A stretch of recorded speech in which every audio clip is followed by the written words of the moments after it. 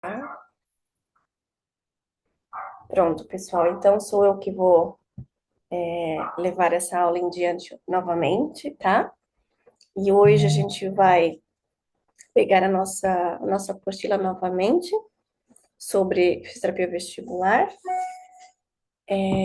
E a página que a gente vai hoje falar e discursar é a página 118, tá? Da vossa apostila, que é a atuação na VPPB. Na semana passada, eu havia falado sobre a VPPB, tanto no adulto quanto no infantil, na criança, né? E eu coloquei também, acho que há 3 ou 4 artigos já no nosso grupo. Vocês conseguiram ver? Eu vi, mas não consegui ler, não deu tempo. Eu Le- também vi, mas eu não li. Ah, legal. Então tá bom. Vocês viram que a atuação é a mesma, né? O procedimento é o mesmo, só precisa ter aquela abordagem mais particular em relação ao infantil, à pediatria, né? Mas de resto é tudo igual. Então, na página 18, eu vou começar aqui com a fisiopatologia do tratamento da VPPB, que é o que fala aqui na atuação da VPPB, como é que a gente aplica a fisiopatologia, que anteriormente já foi até falado nessa apostila mesmo, tá? Então, a VPPB é causada pela presença de cristais jotólitos, que a gente sabe, né? Deslocamento nos canais semicirculares, geralmente posterior, porém também pode aparecer também para nós no consultório lateral e anterior, bilateral, que a gente já conhece previamente, né? E o objetivo da gente, como fisioterapeuta ou fonoaudiólogo, ou até médico, que eles também fazem o reposicionamento se necessário. Então, o reposicionamento dos cristais no triclo, a gente precisa voltar os cristais, né, os nosotólitos, para o triclo, né, que é na sua origem, que é perto da mácula ali, né. Os testes diagnósticos que a gente usa é o Dixal-Pike, né, e a partir dele a gente tem a nossa escolha de acordo com os canais, podendo ser o roll test também, pode ser o CEMON, pode ser o Epley, enfim, as manobras que a gente achar pertinente de acordo com o caso do paciente. Até aí vocês têm alguma dúvida na escolha das manobras? Não? Tranquilo também? Na apostila lá em cima, não lembro em que página estava lá em cima bem descrito, né? Inclusive as manobras que as meninas mostraram, né? A manobra de reposicionamento dos otólitos são tratamentos padrão ouro que a gente tem, então a gente precisa saber eleger qual que é a manobra que a gente vai fazer de acordo com o canal. E aquela que a gente mais usa no consultório, por exemplo, aqui eu, no consultório, quando aparece uma VPP de canal posterior, eu normalmente elejo sempre a Epley, tá? Mas cada um vai eleger o que mais se sente à vontade também dentro do quadro clínico que o paciente apresenta. E o guideline atualizado que a gente vê aqui na apostila, não recomenda restrições posturais após a manobra, né? De canal posterior, a gente tem aqueles 5 dias pós-manobra de repouso do paciente que a gente orienta. Ah, inclusive, acho que foi você aquele que eu passei, não foi novamente a dieta que eu falei, que é da VPPB pós-manobra, não foi? Eu coloquei lá, não foi? Foi, né? Isso. Então, eu tenho, né, por experiência, de passar essa folha para o paciente e explicar que pós-manobra o paciente está em recuperação, tá? Existe um processo anti-inflamatório natural acontecendo e que eu também gosto de orientar em relação a certos alimentos que possam agravar o quadro, mas pós-manobra a gente sabe que todo o processo inflamatório vai acontecer de uma forma natural agora por conta do reposicionamento otólito, né, ou dos otólitos. Então, eu gosto de falar para o paciente que vai ficar 5 dias de repouso, mas não é repouso na cama, não é no leito, é fazendo as atividades normais, porém sem qualquer movimento brusco, principalmente com a cabeça. E depois de 5 dias, gradativamente, ele vai sentindo a melhora cada vez mais próxima ao natural, vai ao normal, fisiológico.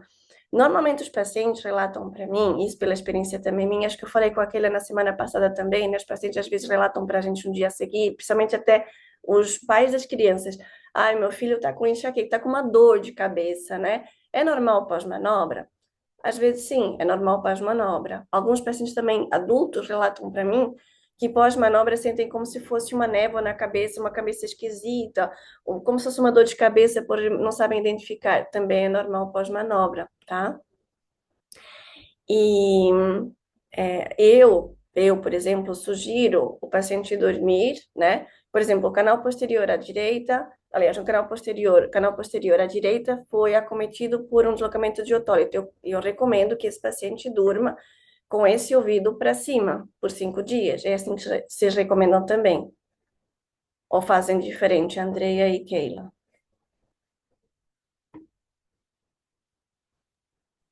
A única paciente de VPPB minha sou eu mesma. Então, às vezes sigo, às vezes não. Eu nunca tive um paciente de VPPB.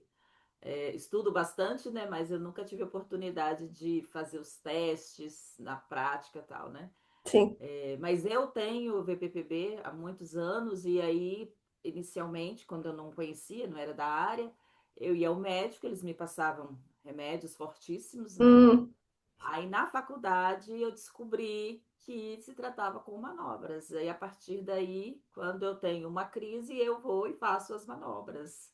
é E isso, meu, às é padrão ouro, vezes, né? é, e às vezes, é igual você falou, às vezes a gente faz a manobra e às vezes ainda fica aquela sensação de cabeça é, é, cheia ali, aquela coisa, e depois vai melhorando, né? Vai melhorando gradativamente, né? Foi o que você sentiu também, né? Muito bom. E eu sempre passo, aliás, devemos passar confiança para o nosso paciente. Enfim, ele vem com uma vertigem. Vocês imaginam que não é um quadro gostoso, né? Ele vem já assustado. Aliás, todos vêm assustados, né? Não houve nenhum que viesse para o meu consultório e não estivesse assustado e deambulando de uma forma esquisita, falando para mim que também estava sentindo com uma instabilidade. Bom, a nossa função é passar confiança para eles. Então, eu sempre acolho o paciente, eu converso bastante com ele. Na verdade, eu converso muito com o paciente o tempo inteiro, seja ele adulto, seja ele pediatra. Eu converso muito, eu explico. Eu sempre explico de uma forma bem sucinta: olha, existe um cristalzinho que ele é assim, ele está em algum lugar. Eu mostro a minha maquetezinha, que agora a gente vai tendo as maquetes, né, que é mais fácil. E vai mostrando, falei, não se preocupe, o senhor vai sentir isso, a senhora vai sentir aquilo. No final da manobra, você já vai sentir diferente de quando chegou. Enfim, eu sempre dou essa atenção ao longo do tratamento inteiro. E pós-tratamento, eu também deixo à vontade. O senhor e a senhora pode me mandar mensagem, se sentir alguma coisa fora da normalidade ou achar que não é normal, pode me mandar mensagem que eu sempre vou orientar. E isso gera muita confiança na verdade, traz com que o paciente tenha aquela fidelidade com a gente, que é o que a gente falou lá em cima na aula passada, que está na apostila aqui, que é sobre o aconselhamento ao paciente, não é só no início, mas é durante o tratamento e o pós também. Bom, o VPPB, a medicação, ela só é indicada se houverem sintomas autonômicos intensos, caso não, vou admitir aqui, alguém está entrando, caso seja necessário, aí, ok, a medicação poderá entrar por outras comorbidades associadas, mas não uma VPPB pura. Até onde eu me recordo e onde eu sei de toda a minha prática clínica, as medicações não entram aqui. O padrão ouro são as manobras, né? Como eu falei na semana passada sobre educação e acompanhamento, então esclarecer sempre do início até o final, porque infelizmente as pessoas no mundo geral, tá? Eu vou falar agora também com a experiência minha, por eu estar aqui hoje levando essas informações para vocês. O meu pai, ele estava com um problema vestibular há muitos anos, por isso que eu entrei nessa área. E eu trabalhava com ortopedia lá na Europa e eu, na verdade, eu fiz uma transição de carreira, né? E essa transição de carreira não foi por acaso. Acho que por acaso a gente nunca entra em lugar nenhum por acaso. E eu entrei nessa área, primeiro pelo carinho que a gente tem pelo ser humano, com certeza, e segundo porque eu tinha o meu pai que tinha um distúrbio vestibular e a gente não sabia o que era, e na Europa, infelizmente, não tinha ninguém que tratasse dele ali no lugar. E eu entrei dentro dessa área para poder ajudá-lo. Então, assim, o estudo, que nem aquela falou, estudar intensamente, mesmo sendo nós pacientes ou não, a gente tem um carinho por todos, né? E entender que realmente uma vertigem, ou seja, uma tontura, ou seja, algo que acometa o nosso sistema vestibular, não é gostoso, né? Então, esclarecer o que está acontecendo com o paciente, ele precisa saber, acho que é o direito dele, né? Esclarecer e educar o paciente também. Sobre a recorrência possível de VPP, pode ocorrer novamente? Pode. A gente não tem bola de cristal para falar, olha, não vai acontecer, e a gente não tem nem promessas na área da saúde desse jeito, né? Então, a gente pode ter recorrência? Pode. E ele precisa saber, precisa estar orientado previamente que pode ocorrer sim. E a necessidade desse acompanhamento contínuo, saber o que ele pode ou não pode fazer. Por isso que aquela folha que eu falei Se o paciente for uma pessoa que não muda os hábitos de vida, pode ocorrer novamente? Pode. Se ele for um paciente sedentário, pode ocorrer novamente? Pode, né? A gente havia falado até na aula passada, né?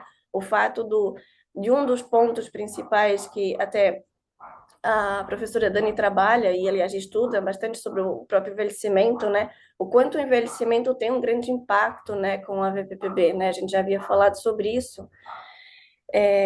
E nós estudarmos revisões sistemáticas, né, enfim, levarmos essa informação desses nossos estudos, principalmente para a maioria dos idosos. Porém, não é só em idosos que acomete uma VPPB, também a área pediátrica que a gente já viu, que demora se não me falha a memória, 197 dias ou 147 dias por paciente. Esse pacientezinho pequenininho vir até o nosso consultório, ou seja, a demora é grande, né? Muito grande. Então, a reabilitação vestibular na VPPB, exercícios de educação vestibular que a gente orienta, se for necessário, pós-manobra, se não necessário, o paciente vai de alta, que pode ter como efeitos secundários indicados se houver déficit persistente de pós-manobra, se o paciente ainda apresentar, eu já recomendei o Brandaroff, lembra aquele que eu falei? Eu já recomendei, gosto bastante, tá? Sou adepta ao Brandaroff. E já tive pacientes pós-VPP que evoluíram para uma evolução vestibular. Então, tiveram que voltar para o consultório, mas foram algumas sessões. E eu, Paula, trabalho da seguinte forma: ele vem uma vez na semana no consultório, ele é orientado por mim, porque o mais importante é o que ele vai fazer em casa, não só o que ele faz no consultório, aqui ele é orientado, aqui ele é reavaliado constantemente, mas depois em casa ele irá fazer a lição de casa dele, né? E aí eu sempre passo, eu uso também o contato pelo WhatsApp, eu mando para ele certinho o que ele tem que fazer naquela semana e a cooperação comigo. Se ele cooperar, joia, há sucesso para gente, para mim e para ele, né? E a reavaliação, essa é sempre uma dúvida, né, nós que trabalhamos na área vestibular. Mas o paciente é sempre reavaliado? Sim, aquela ficha que a gente faz, inclusive o questionário Disney que a gente usa, eu sempre avalio para saber até se os exercícios que eu dei de acordo com os questionários que eu fiz e o que estava em déficit, vamos falar assim, se ele teve melhor, até um parâmetro de comparação do quanto ele está evoluindo e mostrar para ele, olha, fulano, você está evoluindo, né? A gente usa bastante também. Agora, cursando aqui na nossa apostila, na página 119, lá embaixo, elas falam sobre a atuação da migrânia vestibular. Antes de eu falar sobre a Posso, migrânia vestibular, eu queria saber de vocês. posso fazer, tirar algumas dúvidas? Deve, lógico. É, você, na sua prática clínica, você vai e faz a manobra. Aí a reavaliação da manobra, você faz já no mesmo dia ou você manda voltar, pede para voltar numa outra sessão? Porque tem gente que faz a manobra, espera 15 minutos, só fica sentadinha 15 minutos e já reavalia. E tem gente que fala, ó, você vem daqui 2 dias, 3 dias para a gente tornar a fazer a manobra para ver, né, se foi suficiente, se foi Se for ok, né? sucesso, sim. Isto. Outra dúvida é: você já usa a manobra de Barreto ou ainda não? Porque tem gente que já usa a manobra, né? E tem gente que ainda está esperando ter uma pesquisa clínica. Por enquanto, só foi uma pesquisa de laboratório, né? Da parte do EP, né? Uhum. Você já conhece, já usa? Eu vou responder a segunda e já vou responder a primeira, tá? A segunda pergunta que que você me fez, eu conheço, tá? Estudei sobre, mas não a uso no consultório, na prática clínica. Mas eu a conheço, estudo bastante, mesmo que tenha sido estudada, a gente também precisa estudar em paralelo. Eu falei, ok, mas não a usei aqui no consultório, na prática clínica. A sua primeira pergunta, desde quando me especializei lá atrás, eu sempre uso a mesma forma de atuação. O paciente veio, por exemplo, e hoje, para, né, apareceu hoje para avaliação, é uma VPP de fato, tudo cursa com a história toda, que a gente já sabe que as histórias estão todas muito parecidas. A gente já parte para a manobra, parte por teste, manobra, enfim, se for qual canal, né? Já faço a eleição da manobra X para o canal X que aparecer. Aí o que é que eu faço com o paciente? Eu sempre mando vir daqui a uma semana, porque ele tem aqueles 5 dias de repouso, né? Então, aqueles 5 dias são cruciais. Ele, pós-manobra, ficar lá na casa dele, deitado do jeito que eu pedi, fazer as recomendações que eu pedi, os alimentos que possam ser inflamatórios nesse processo são cruciais. E eu marco, por exemplo, se for hoje, eu marco na próxima segunda para ele voltar aqui, para eu realmente refazer a manobra, tipo o teste de Exalpike, né? A manobra não é o teste, para realmente se foi um sucesso, se apresenta mais algum resquício, não apresenta nada, a partir dali ele vai de alta. Então eu sempre o mando daqui a uma semana, certinho no consultório. Antes Ah, disso, beleza. ele ainda está na fase de recuperação. Ou seja, na minha prática clínica pode mascarar algumas coisas. Então, ele precisa daqueles 5 dias certinhos, porque no quinto dia, a VPPB, de fato, o processo inflamatório ali já, fisiológico já aconteceu. Beleza, obrigada. Nada, imagina. E sobre migrânia vestibular, vocês têm experiência? Vocês já atuaram? Vocês têm pacientes no vosso consultório? Aliás, ou vocês mesmos são pacientes também de migrânia vestibular, também pode ser, né? Não descartando, né? Não é porque a gente está nessa área que a gente não possa, né? Também, né? Eu queria escutar de vocês. Podem falar, podem escrever. O chat eu não estou conseguindo vê-lo aqui, porque como eu estou gravando, mas eu posso até acessar o chat. Também podem escrever. Pronto, eu estou acessando o chat aqui, se for necessário. Quem quiser falar, escrever. Estou estudando mais sobre, mas raramente pego paciente de migrânia, Ana. Tá bom. Anne, na verdade, não é Ana, é isso, Anne. Tá, legal. É, a migrânia aparece pra gente, né? Quanto mais vocês começarem a ter pacientes nessa área otoneurológica, vão começar a aparecer. Eu A tenho uma paciente de dificuldade, pode migrânia falar, Keila. vestibular. Eu tenho uma paciente de migrânia vestibular. É, na verdade, é muito comum.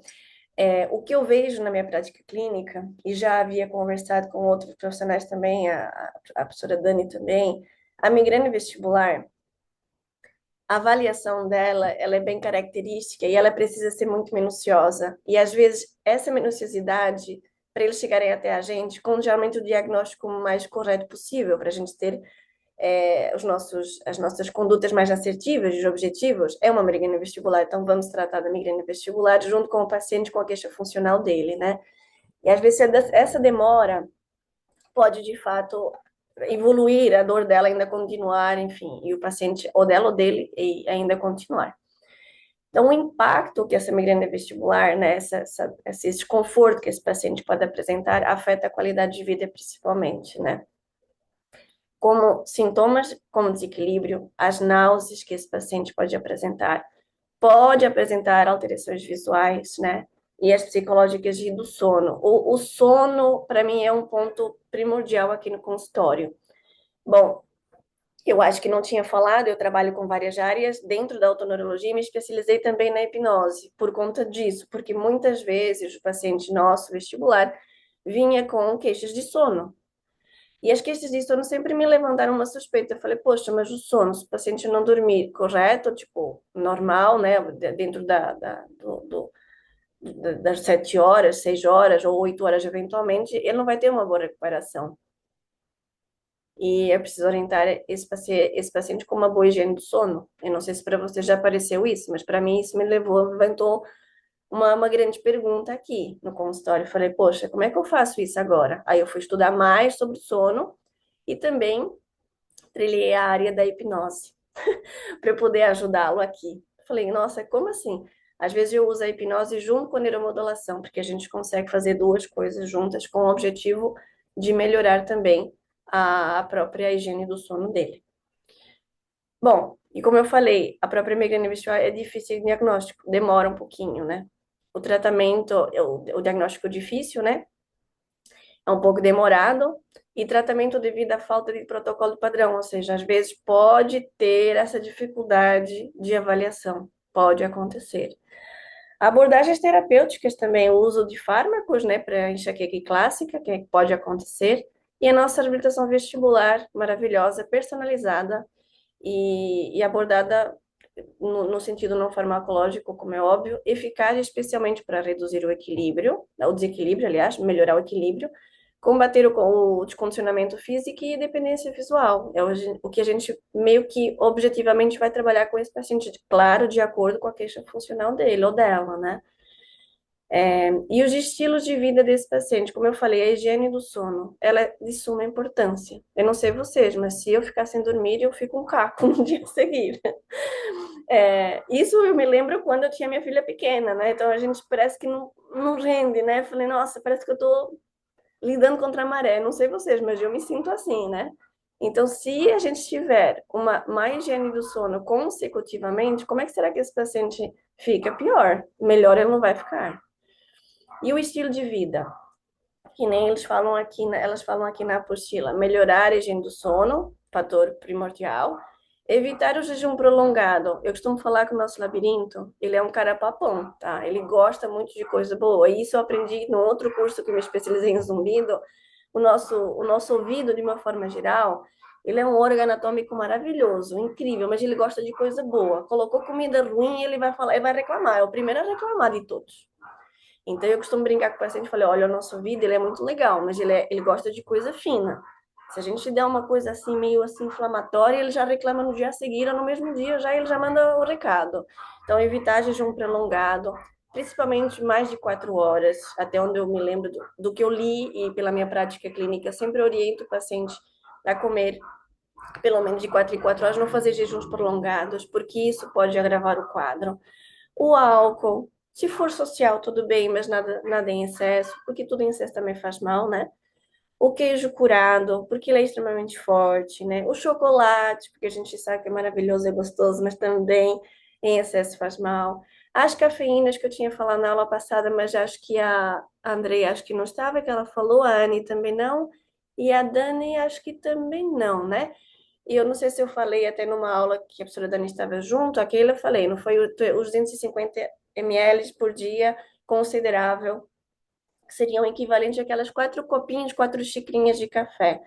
Fora isso, já é um abuso, né? A gente fala que é uma ofensa para o nosso ouvido, né? Nosso sistema vestibular. As carnes processadas, que é o que está lá naquele papelzinho que eu mandei para vocês. Tudo que é processado e os adoçantes artificiais, nada melhor e mais correto que os naturais, né? Que a gente, quanto mais natural, melhor. Dentro das enxaquecas, para as enxaquecas vestibulares que eu estou falando, né? Evitar gatilhos como luz, cheiro de excesso também e sons intensos. Então, tudo que é intenso, tudo que é fora do limite, agrava. São pontos gatilhos. A luz em excesso, por exemplo, uma balada, uma festa, enfim, evitar esses lugares também, né? E cheiros muito intensos também, porque quer queiramos, quer não, a gente tem pares de nervos cranianos que também respondem, né? Tá tudo interligado, né? Não é só o nosso querido vestíbulo coclear, né? A gente tem outros nervinhos ali que funcionam também, comparticipam. Tudo bem para nossa migrânia vestibular? Ainda aqui. Sobre o café.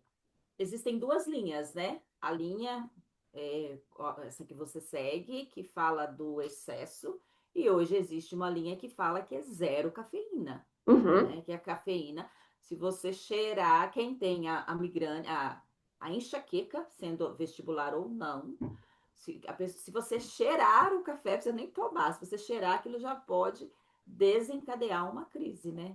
Então, tem essas duas linhas de pesquisa. Eu sou mais da sua linha, né? De ver se aquilo é o gatilho da pessoa. Porque às vezes o café não é o gatilho dela, às vezes o gatilho dela é outra coisa, sim, né? Então, cada paciente, nós juntos vamos tentar identificar qual é o seu gatilho, né? Se exatamente. for a cafeína, tudo bem. Se não for a cafeína, vamos descobrir qual que é, né, o gatilho e evitar aquilo, né? Exatamente. Eu sou também do seu raciocínio, porque por que que eu coloquei isso no meu papel lá na minha recomendação?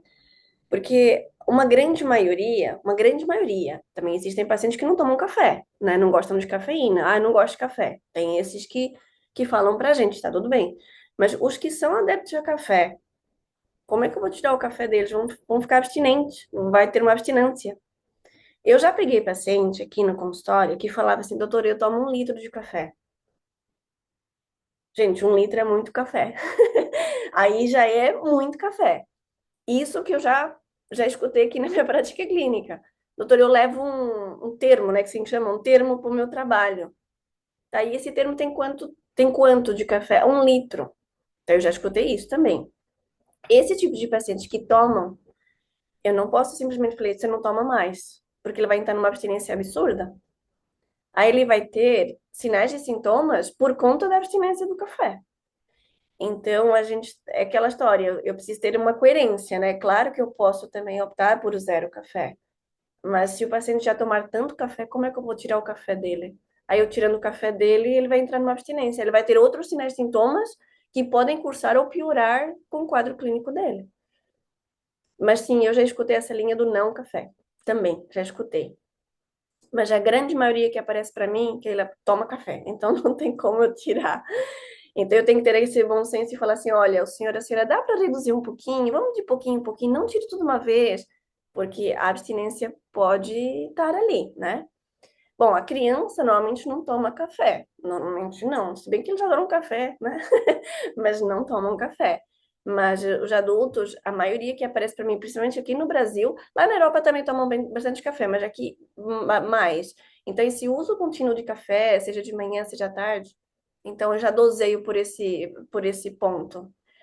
E também tem o chá preto. O chá preto tem cafeína também, a própria Coca-Cola tem cafeína também. Então a gente sabe que todos os refrigerantes gostosos eles não são para nossa saúde. O chá preto é um chá, mas ele tem a cafeína também. Então também tem, ela também comparticipa dentro do café, viu? Que é tudo que tiver cafeína comparticipa dentro desses 250 ml. Muitas pessoas são viciadas, é aquilo que eu falei, Anne, é o vício do café, né? Eu acabei de falar que tem pacientes que aparecem aqui e falam assim, doutor, eu tomo 1 litro de café. Aí eu falei, 1 litro é um pouco muito, é um exagero, né? Mas eu sou adepta, tá? Eu tanto posso usar uma linha ou outra, mas eu gosto mais de dessensibilizar o paciente nesse sentido. Tem aqui uma pergunta. Paula, você já atendeu paciente que teve ter atendimento disciplinar com psicólogo? Sim. Paciente de estrutura grave? Sim.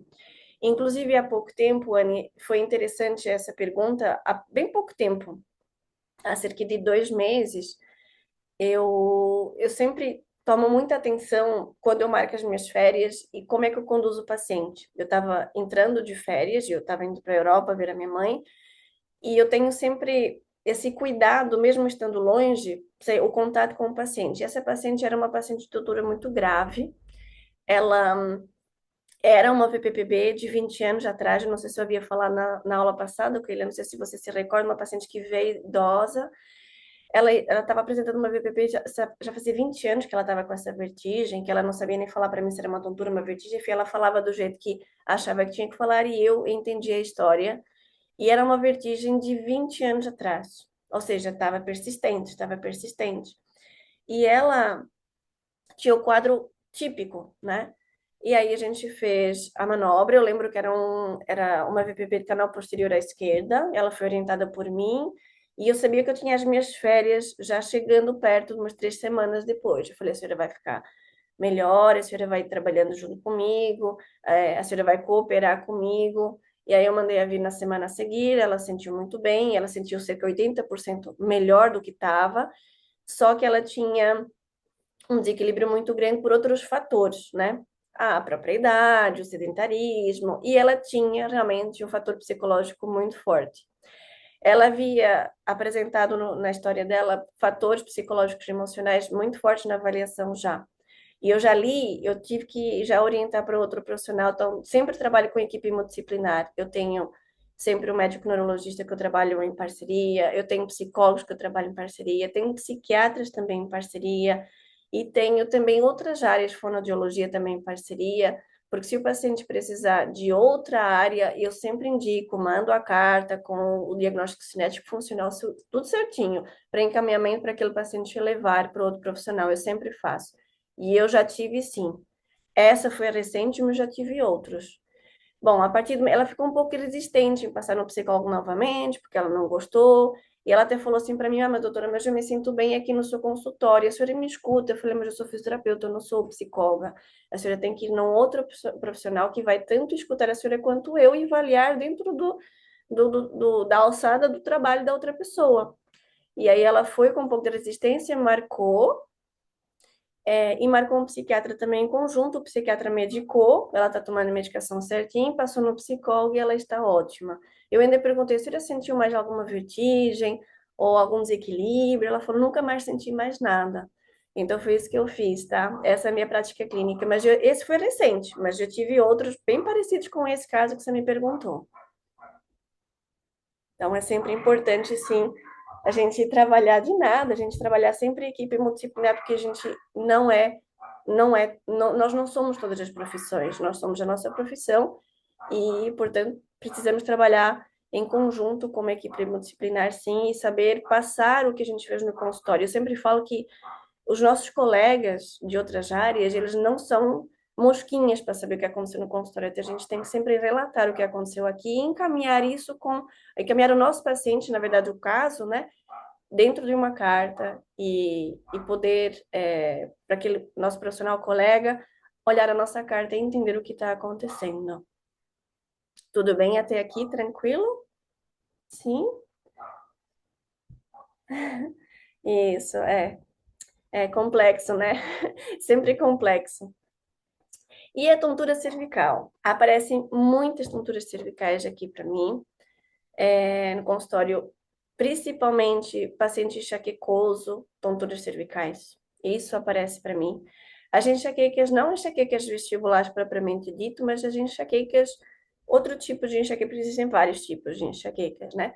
Ou apenas uma típica dor de cabeça frontal, ou até temporal, ou até occipital. Vocês tiveram essa prática clínica, ou vocês tiveram essa experiência de tonturas cervicais nos vossos consultórios?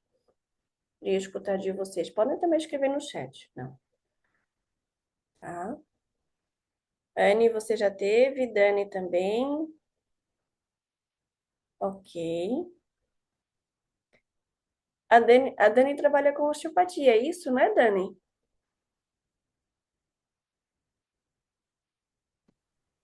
Oiê, bom dia. Sim, trabalho com osteopatia.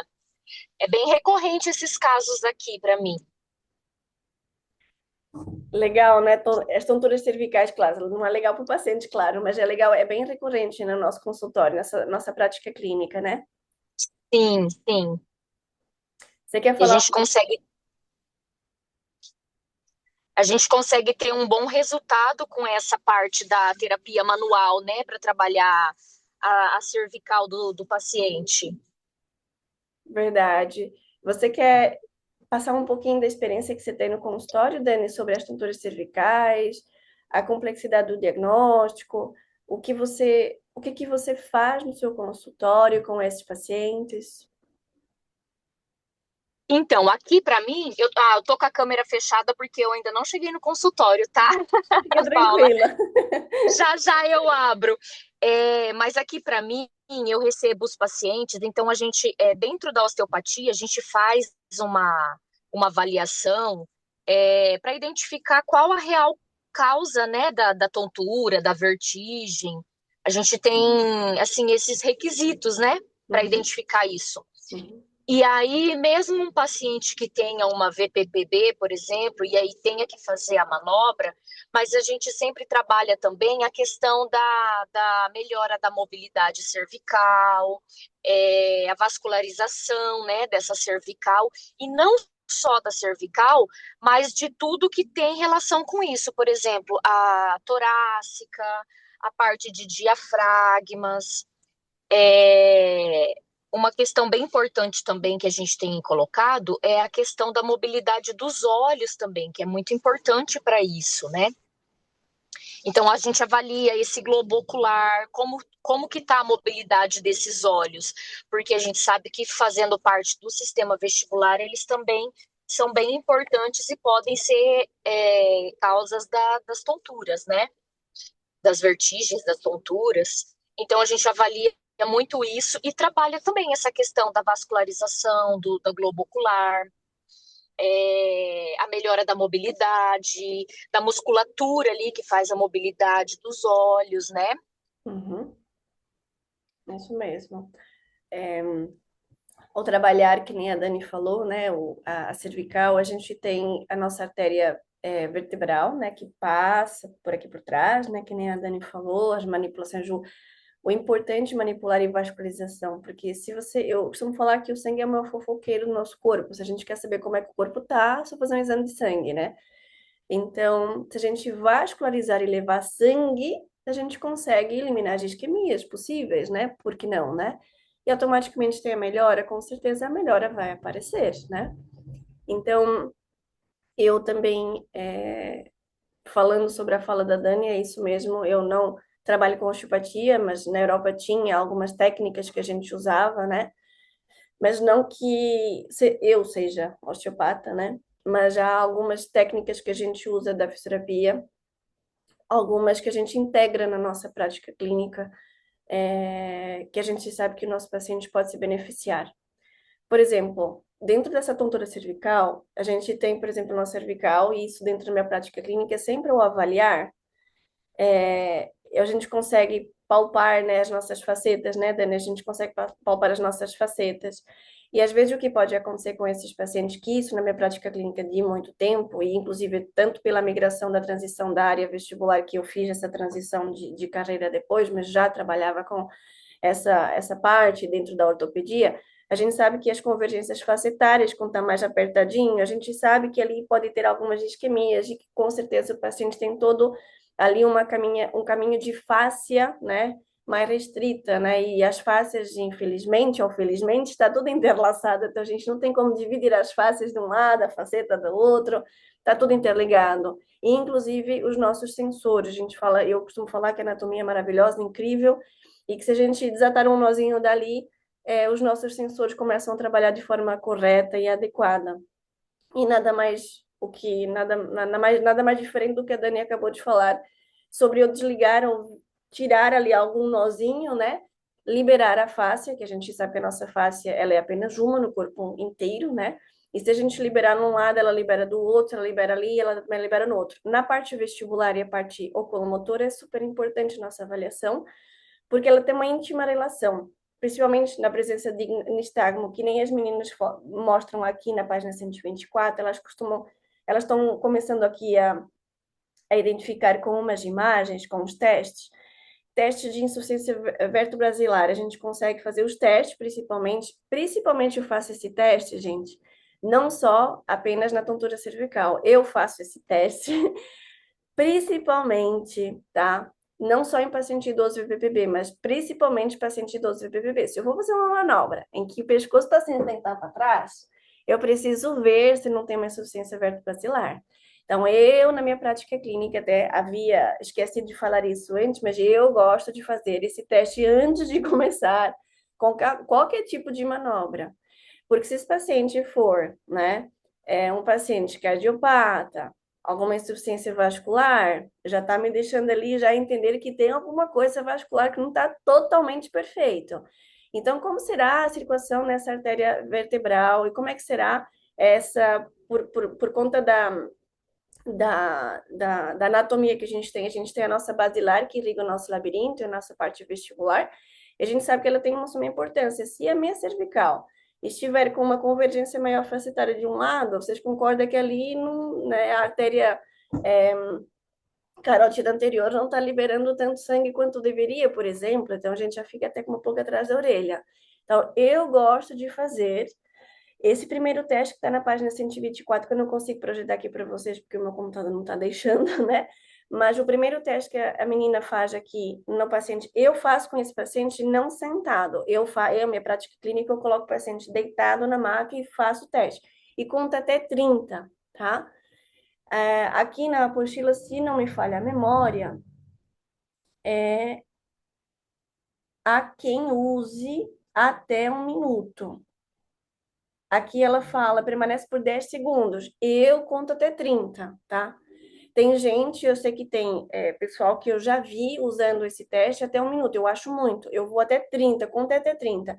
Se vejo que o paciente está legal, quer dizer, na verdade, eu não sou nem eu conto, eu peço para o paciente contar. Eu levo a cabeça em extensão, em rotação ou em extensão e peço para o paciente contar. Se daqui a pouco ele perdeu a contagem, alguma coisa está me indicando que está perdendo um pouquinho de vascularização.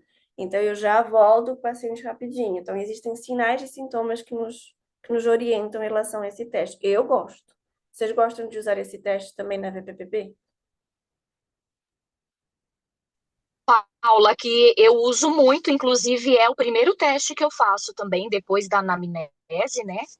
É o primeiro teste que eu faço, sempre é esse também. E eu gosto de fazer ele sentado, porque eu também não consigo mostrar agora, mas eu coloco o paciente sentado na cadeira. Na verdade, ele já está sentado porque a gente está fazendo anamnese, né? Mas aí eu faço uma rotação, né, da cervical e traciono seguro, né, na cervical do paciente e faço a extensão, né, do tronco, porque eu gosto de fazer sentado, porque dessa forma eu não estou estimulando o labirinto também, Uhum, uhum. né? Então eu coloco o paciente na posição e também costumo ficar em torno de 30 segundinhos. Ou até que o paciente relate que tem algum sintoma. Então, eu sempre oriento, né? Eu falo, olha, se você sentir alguma coisa, alguma tontura, vertigem, aquelas estrelinhas brilhando assim em cima dos olhos, eu vou falando assim para ele entender, né? Qualquer coisa que você sentir náusea ou qualquer desconforto, me avisa. Se ele sentir antes dos 30 segundos, aí a gente já para, já troca o lado, espero sempre um pouquinho, em torno de um minutinho para poder fazer do outro lado, mas sempre é o primeiro teste que eu utilizo também. Eu acho que é muito importante esse.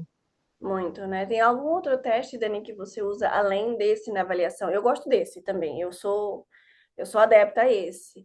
Principalmente de pacientes que me apresentam dentro da história clínica alguma parte vascular, mas já é de praxe, eu gosto De desse. praxe, É. sim. Tem mais Então, algum? dependendo.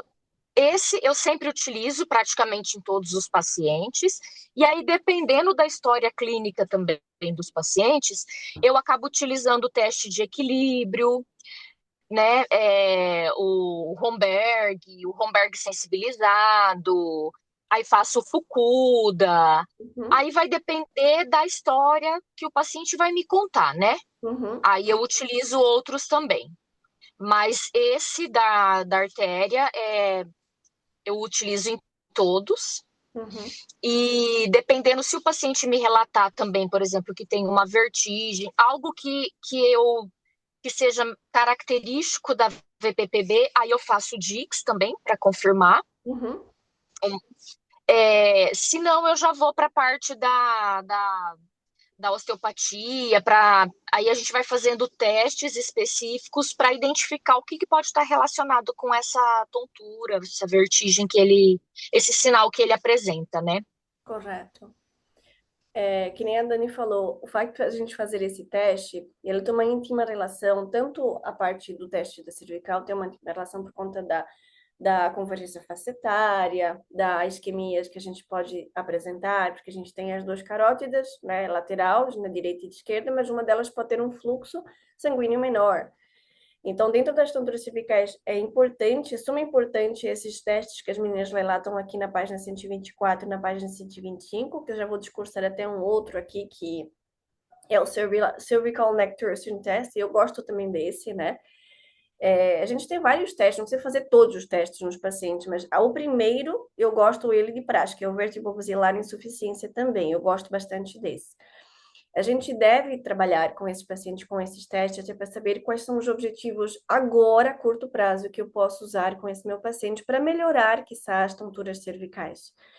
E uma grande maioria das tonturas cervicais, baseada na minha prática clínica, a Dani, que está aqui também, pode até comentar em cima, e quem aqui também trabalhar com essa área, as nossas terapias manuais, as nossas mãos, eu costumo falar que são a chave de ouro aqui, para a gente poder manipular e sentir.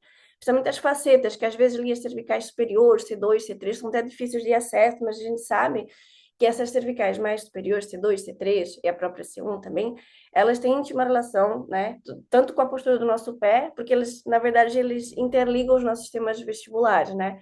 Então, o nosso sistema vestibular, ele reconhece a postura do nosso pé e por isso a nossa relação e a nossa íntima relação o nosso dever de avaliar as nossas posturas dos nossos pacientes também, né? O Romberg sensibilizado, modificado, enfim, o Tander e por aí vai, a gente precisa realmente fazer, né?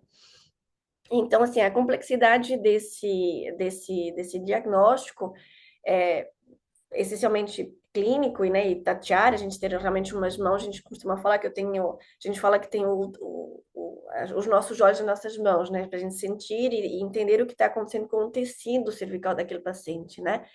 Então, segundo a Barani Society, não há critério diagnóstico ou tratamento padrão definido, mas a gente tem que usar, a gente tem que ler, a gente tem que investigar os nossos pacientes.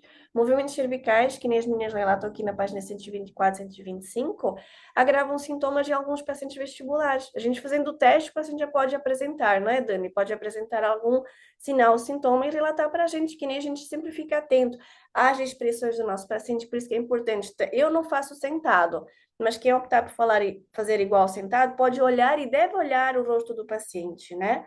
Aliás, eu dei uma aula para a professora Dani aqui na Neurovest sobre PNL na saúde, o quanto é importante a gente ver os rostos dos nossos pacientes, né? Porque eles nos falam mais do que até 1.000 palavras. Às vezes pode fazer assim uma careta meio feia, né? Tipo uma coisa assim, sei lá, não estou muito à vontade, nossa, eu senti uma dor ali, e às vezes ele não sabe falar porque ele está com dor.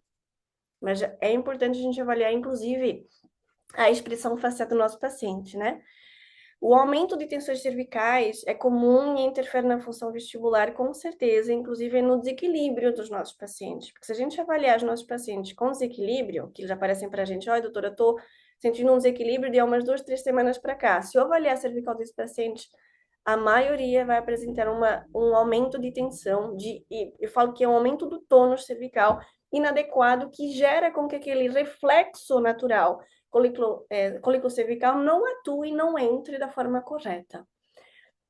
A avaliação recomendada seria, então, fazer a triagem cervical junto ao vestibular, que nem a gente tem os testes aqui. Avaliar a amplitude de movimento, né, Dani, que nem você falou, né, você girar a cabeça a 45 graus, tem pacientes que não conseguem girar a cabeça a 45 graus e, quiçá, a um ângulo de 30 graus. O controle postural, que nem a Dani falou, né, a gente usar as nossas avaliações também, eu costumo falar estáticas e semiestáticas, né, os testes neurológicos e segmentação da coluna cervical. A gente vai segmentando a cervical superior e a cervical inferior. Pela minha prática clínica, os pacientes com cervical mais alta apresentam essas tonturas cervicais com sintomas mais fortes e sinais mais fortes também. A importância da avaliação oculomotora, a presença de nistagmo, pode ser que num teste o paciente já tenha um nistagmo espontâneo, pode ser. Em testes e a presença de nistagmo em testes pode excluir a origem cervical, então a gente já pode ver o que está acontecendo com o nosso reflexo, né, ocular. O comportamento ocular sofre influência de propriocepção cervical e se integra com o sistema vestibular. Os testes de equilíbrio que a gente usa são sintomas que podem exacerbar durante esses testes estáticos e dinâmicos também, indicando interferência cervical na estabilidade. E quando a gente estava falando sobre a VPBB, ela tem abordagem clara com as manobras específicas, né? As migrânias vestibulares exigem uma abordagem multifatorial, multidisciplinar, com reeducação vestibular, com a gente, com outros profissionais de saúde que sabem integrar a melhora do nosso paciente. O controle de gatilhos de estilo de vida, que eu falei que são de suma importância, e o quanto esse paciente entendeu que o estilo de vida dele compromete ou pode comprometer o caso, né? E as tonturas cervicais, o diagnóstico é de exclusão e requer avaliação detalhada da coluna, que nem a Dani falou, não é só da cervical, mas também da torácica, da lombar, enfim. Há uma íntima relação, sim, até porque eu costumo falar que todos nós somos um ser humano muito complexo, né? E multifatorial. A gente precisa de uma abordagem mais detalhada, né? E não só olhar a cervical propriamente dita, que saiu disso um pouquinho. E como é que será que está essa mobilidade da coluna torácica? Porque a gente nasce com 10% de mobilidade torácica, mas a gente vai perdendo ao longo do tempo. Isso influencia na cervical? Com certeza, né? Então, esse diagnóstico de exclusão requer uma avaliação detalhada da coluna e do controle postural do nosso paciente. Tudo bem até agora? Tranquilo? Paula, até porque muitos sintomas neurovegetativos, eu gosto de trabalhar a torácica, só explicando um pouquinho, porque ali na região da torácica saem os gânglios sim, né? E muitos sintomas neurovegetativos podem ser confundidos com esses sintomas vestibulares, né? sim. Então, acho bem importante trabalhar essa questão da mobilidade da coluna, de forma geral, mas principalmente da torácica, porque a maioria dos pacientes já tem uma torácica mais rígida também, né? Muitos já têm, principalmente quando são pacientes mais idosos, eles já têm uma cifose mais aumentada ali, né? Uma perca de mobilidade bem mais avançada torácica que repercute tanto na lombar quanto na cervical. Se eu diminuir a minha mobilidade torácica, os dois vão ficar influenciados, né? Isso. E na página 125, que nem eu havia falado, que é um outro teste que a gente usa, que é o Cervical Neck Torsion Test, que na verdade são testes muito parecidos uns com os outros, mas com uma,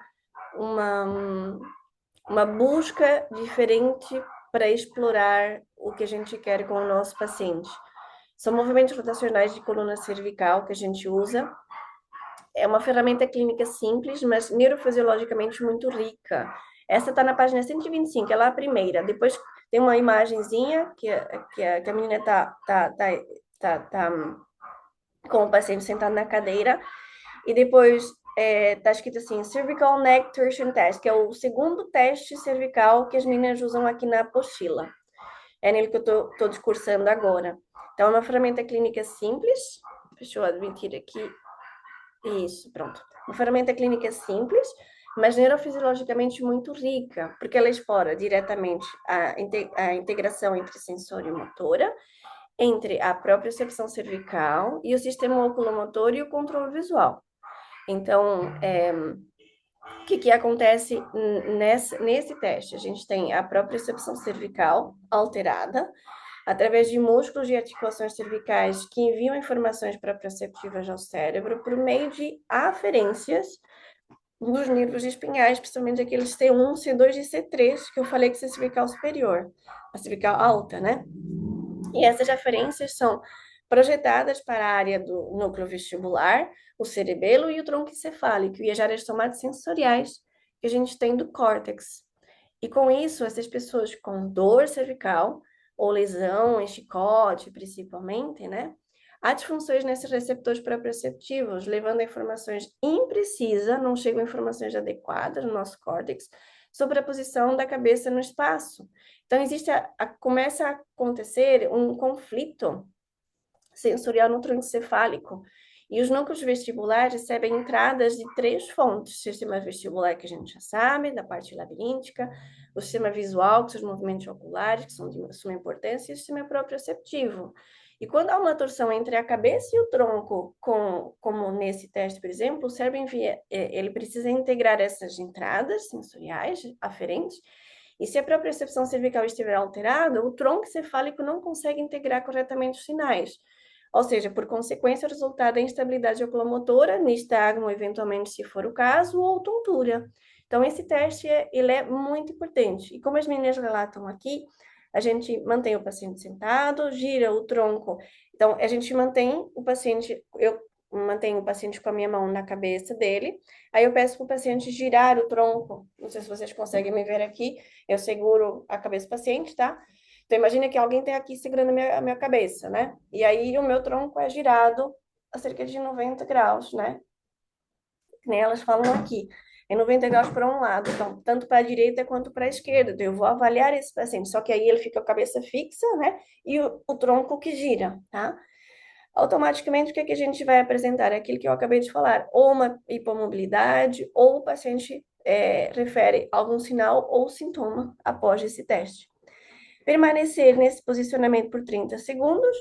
Também o anterior, previamente, também era 30 segundos. No outro, eu mando o paciente contar. Nesse, eu também gosto que o paciente conte comigo também.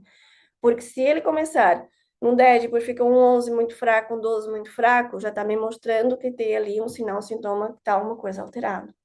E ao final desse teste, tomará o tronco volta para a posição inicial, no centro, e a gente pode repetir para o outro lado também. Então, a cabeça fica fixa e o tronco do paciente gira. Alguém já usa esse teste também?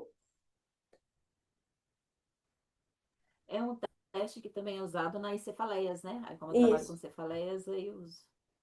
é verdade, sim. Como a gente está quase no finalzinho, deixa eu ver se tem alguma pergunta.